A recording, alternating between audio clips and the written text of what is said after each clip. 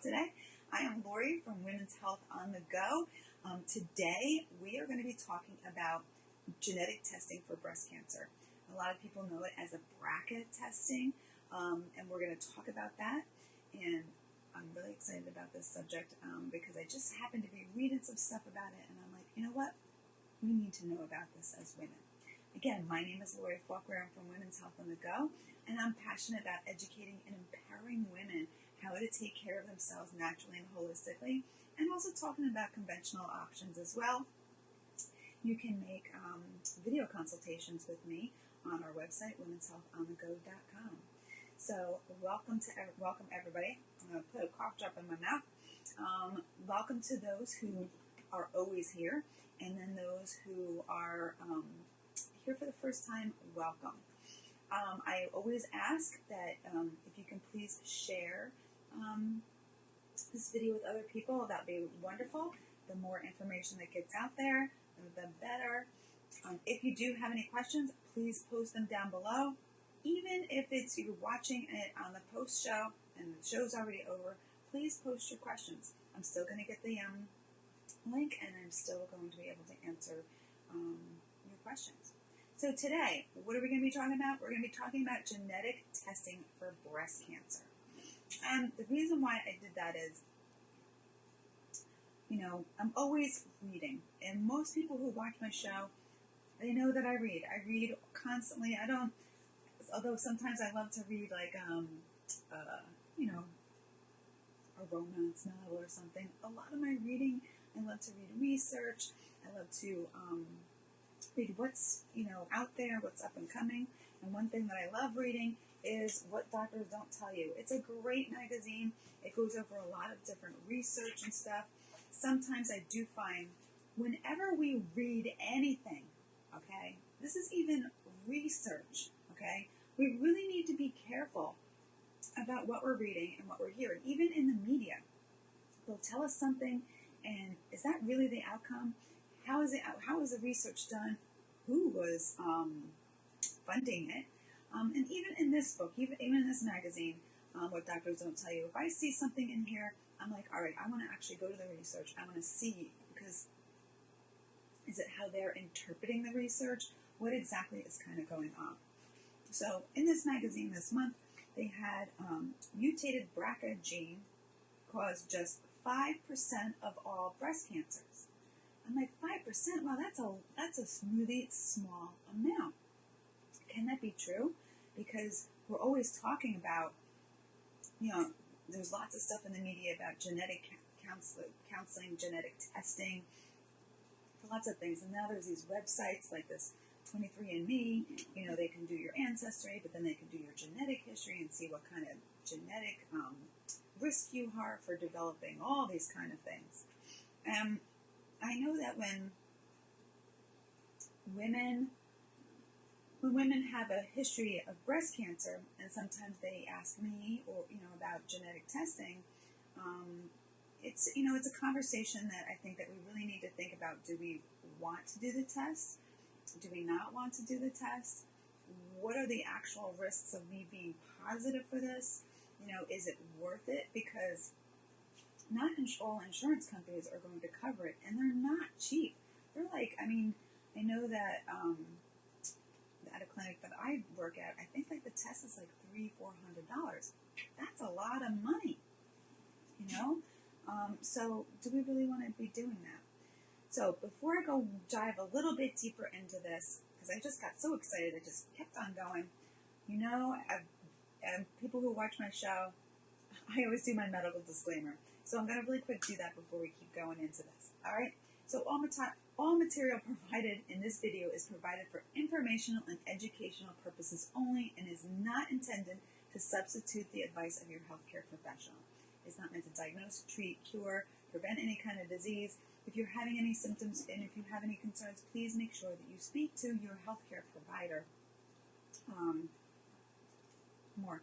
Make sure you call them up. Or if you always want to make an appointment with me to further discuss it, then that's great too. But right now, this is just the tip of the iceberg, as I'll say.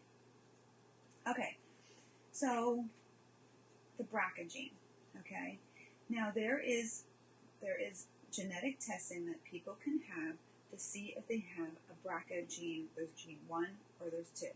And that's linked to breast cancer and ovarian cancer.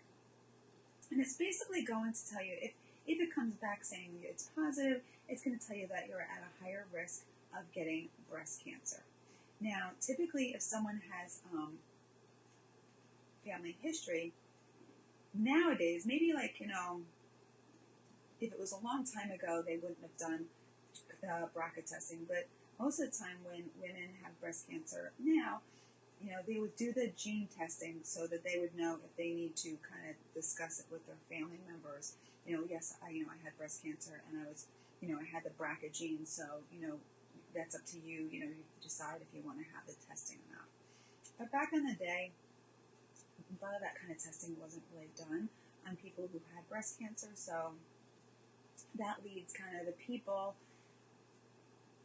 now for some of those people saying, well, my aunt had breast cancer, but I don't know if she's, has the genetic, had she had the BRCA gene or not. Do I want to have testing? Do I not want to have testing? First off, the one thing that I always tell women before is, if you come out positive, what are you going to do with that information? Because to me, it's almost, it's if you come out positive, that's a lot to take in, because then your risk of actually getting breast cancer is a lot more significant if you have that gene, right? So what are you going to do with that information? Is it that mean you're going to completely change your lifestyle? Are you going to do something like, was it Angelina Jolie, I think, that she had a mastectomy, to prevent it from happening because she had the gene in her family? What are you going to do with that? And I think that before you go any further with it, that is one thing that's really, really important. And this is where I get a little bit nervous, because I know that the FDA has recently authorized direct patient access to BRCA testing. Now, at first I was under the impression, and I think it's like, that 23andMe that is going to actually be able to do it. Now, I thought they approved of an actual test, but that's not really the case. They actually just authorize them that they can, that they can offer it to the public, okay? So that's one important thing to do, to understand. Because I think that instead of having access online to just like, well, let me do it, it's like almost like, well, what are my actual risks of actually having this happen to me? Now, I want to show you a slide. I got this from the G. Komen Foundation website, and I think they got it from the National Institute of Cancer. Now, this I think is really important because now, if you remember, I mentioned that just 5% of breast cancers are actually BRCA positive, okay? But when we look at who's really at risk for having the BRCA gene, I think this is very interesting. So let me show you the slide. Okay, and hopefully you can see this. I try to blow it up as much as I could, okay? But if you look at the actual statistics, if you're African American, the chance of you having a BRCA gene 1 is 1%, BRCA 2 is 3%.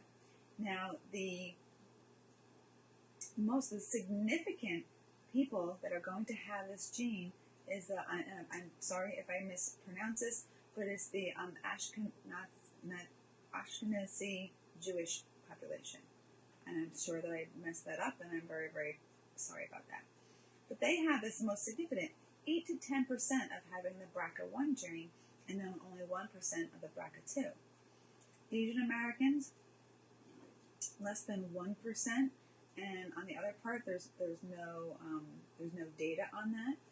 White, 2 to 3% for the 1, 2% for the 2. Hispanic, 4% on the 1, and 2, and actually no data available on the 2. So, to me, there's only really probably a very small population that actually need to get BRCA testing, but yet they're kind of to me, almost advertising it to a lot of people. I mean, especially, people who want to get the testing will, probably have some significant family history.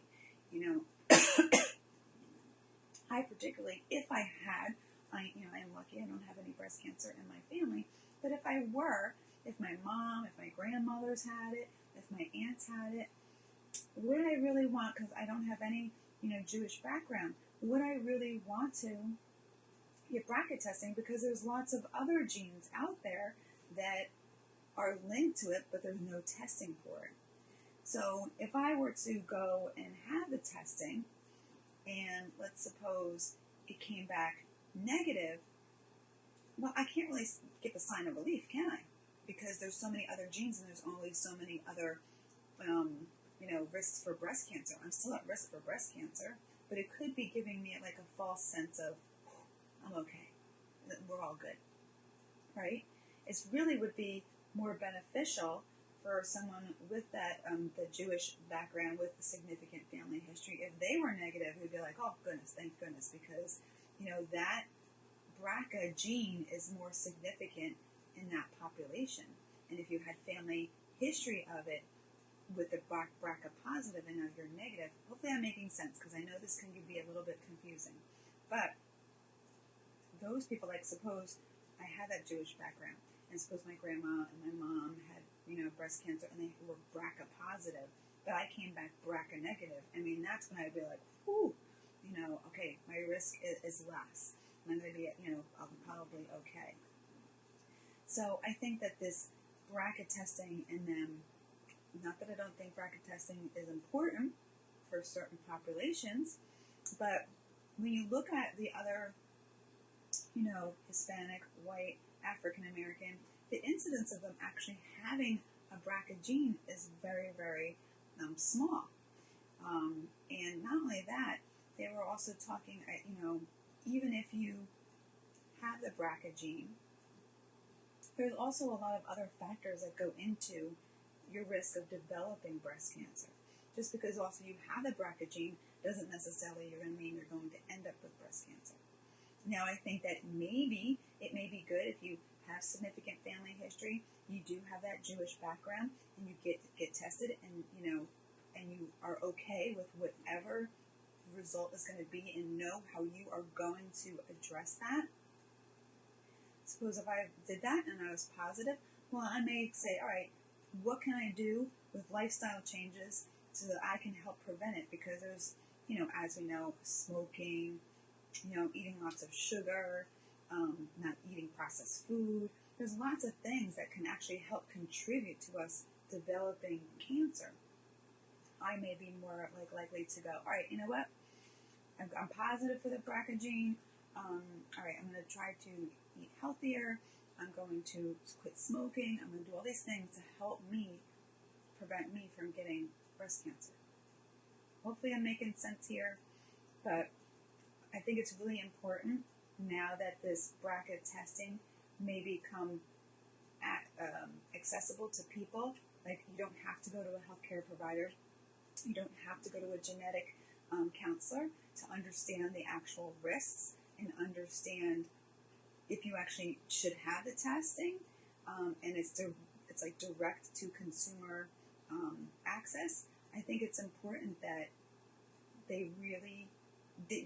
hopefully they're going to clearly put in their literature or whatever who should actually have these tests, and then what they mean. Because if I go online and I'm like, ooh, I want to know if I have that BRCA gene, because, they talk about it all the time, and it's linked to ovarian, and it's linked to, breast cancer, and I want to make sure I don't have it, and I have the testing for it, but yet, when you see, I'm not really likely, what was the percentage? Let's look back up here again. So for me, I'd be 2 to 3%, 2 to 3% for the BRCA1, and 2% for the BRCA2. Well, if I'm negative for it, I may go, oh yeah, great, I'm good. The chance of me getting breast cancer are going to be minimal. Well, that's not really the case. There's other genes out there that we haven't even discovered or know, or we may know, and there's no testing for it to see if I'm likely to develop breast cancer. So hopefully I'm making sense. Hopefully this is all making sense to you. I know it can be a little kind of confusing. Yeah, I know it can be a little confusing, and sometimes when it just keeps happening, so I'm really, really sorry, okay? But it's important to know that women in the general population have about a 7% chance of getting breast cancer by they're 70 years old, okay? It does increase a little bit after that. If you're going up to 95, it increases to about 12%. And that's just the general population. But if you are BRCA positive, if you do have all that significant stuff in the background in your family history, you get tested, and if you're tested positive for the BRCA1 gene, you have 55 to 65% chance of developing breast cancer by age 70. If you're BRCA2, you have about a 45% chance of developing breast cancer by the age of 70. So if you have all that significant family history, you have that Jewish background, then I would definitely consider getting tested. But also you can say, you know what, I'm not going to get tested, and I'm okay, and I'm just going to live a healthy lifestyle. Because I think sometimes when we get this genetic testing, then we're almost living in fear of what's to come, when in reality it might not even. We're going to be worrying. And there is, I don't know, let's see. I forget what book it is. There's a book, I know that there's the 4 Agreements, which, I know there's 4 Agreements, and there's another one that just talks about, worrying, because we all worry, right? And, worrying only makes us stress, it makes us uncomfortable. At the end of the day, whatever's going to happen is going to happen. So why worry and build yourself up and cause stress and uncomfortableness and all that kind of stuff. So I think that, again, if you are going to get tested, make sure that you're very clear within your heart and in your mind of whatever the outcome is, of what you're going to do with that result. Hopefully that makes sense. If you don't have that background, we went over the African American risk, the Hispanic, white, your chances of having that BRCA gene is very, very minimal. If you do it for some odd reason and you come out negative, please don't think that you are not at risk for developing breast cancer, because you are. So make sure, as we all should be doing, no matter what, for any health issue out there, we should be taking care of ourselves. I did a great show series with my friend Millie. She is a health coach, and we talked about the pillars of life, and we talked about getting a good night's sleep. We talked about eating healthy. We talked about getting creative, getting out there and getting the mind stimulated. We talked about, I was saying exercise. I love her way of doing it, getting out there and moving around and getting out there and doing all of these great things. And if we do all of these basic things and take care of ourselves and we avoid processed foods, we don't have any sugar. If we can possibly get our sugar levels down to as least amount, that is perfect. Sugar. I did a show on sweeteners. Sugar has put you at risk for diabetes, obesity, heart disease, depression, cancer. No good. No good. Try to get, and it's so hard because I know there's sugar in everything. There's sugar in, if you go to the food store and try to get things without sugar, oh my goodness. Look at the containers of everything, and they've got sugar in them. So I know that it's very hard to do. But if you can get that down as much as you can, wonderful. If you can make sure you get at least 8 hours of sleep at night, wonderful. If you can decrease stress, which I know is so hard to do in this crazy world that we're in, but that would be good, and we can do lots of little things. We can go to yoga classes, we can meditate, we can, they got coloring books, just sitting there and coloring, or doing a word puzzle, or reading a book. All of those things. There's lots of things. Learning how to paint, do all these kind of things that will just quiet the mind and get it off of whatever's going on in life, and just let the letting the mind rest is really, really important because a lot of us, our brains are going 500 miles an hour. So, we're going to just recap everything a little bit. Hopefully I made sense with everything. I was basically today talking about the BRCA gene. BRCA gene testing is genetic testing for breast cancer. Now, when we look at actually how much, what your risk is, if you're African American, if you're white, if you're Hispanic, the chances of you being positive for a BRCA gene is very, very minimal. With the Jewish, let's look at and I know, look at this little thing real quick here again. You can see the low risk with the African American, Ashkenazi, Jewish. I know I'm not saying that correctly, and I do apologize, but that's the biggest, you're at the biggest risk. 8 to 10% of that population are going to be positive. Everyone else, you can see the risk of actually being BRCA positive is very, very minimal. So do you really even need the testing for it? Don't think because there's all of these, it's going to be probably direct-to-consumer testing, and I know that we want to make sure that we don't have a risk for breast cancer, but is it really even necessary if you have family history, if you, with your background as well? Because there's lots of other genes and there's lots of other factors that can cause us to have risk of getting breast cancer. Smoking, who's smoking? Sugar, try to get rid of sugar. Exercise, taking care of ourselves, all these wonderful things. So, BRCA testing, if you have any more questions about it, or if you're not quite sure if maybe you should be getting screened for it and you're thinking about it and you have further questions, you can always book a video consultation with me at womenshealthonthego.com. Or make sure that you talk to your healthcare provider about it. I don't know if that 23andMe have it yet. I tried to go on their website and I couldn't. I saw they had genetic testing for like all of these 120 things, but I didn't actually see the BRCA. I don't know if it's something that's going to be coming out soon, but I'm sure that they are going to be advertising it. And just if you are going to do it, make sure that you actually look at your risk because they're not cheap tests. And you don't want to spend your money if you don't necessarily have to. And also make sure that you know what you'll do with that information and that you'll be okay with whatever that information is when you get it, because it's the results could be pretty powerful. That's all I can say.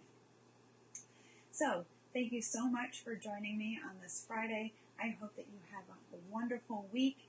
I don't know what we'll be talking about next week. I am, like I said, I'm really going headstrong. I've been really developing this course about HPV.